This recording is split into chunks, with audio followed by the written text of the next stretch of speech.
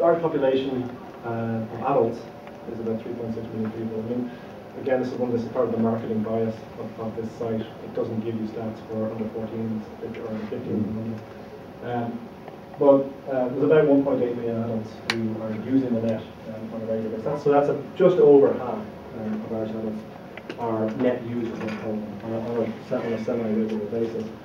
The breakdown of the audience is much like you expect to find in other countries. It is obviously biased towards, on the one hand, a younger age profile, and the second, it is biased, or it is skewed towards a more middle class profile. So, 15 to 35-year-olds constitute 54% of all internet users in Ireland, but they're only 39% of the overall population. So they are the internet population is disproportionately young internet relative to the normal population. Over 55s, by contrast, account for more than a quarter of the Irish population, 26%, but only 10% of internet users in Ireland fit into that age category. Similarly, upper and middle classes, what we term ABs and C1s, upper and middle classes, they account for 41% of the total population, but 55% of all internet users.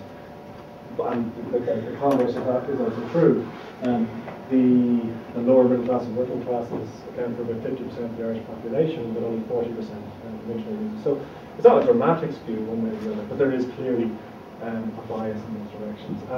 Access to money basically is a determinant of whether one has internet access or not. There is also a regional bias in internet access. And again, this comes down to simply the presence or otherwise of infrastructure.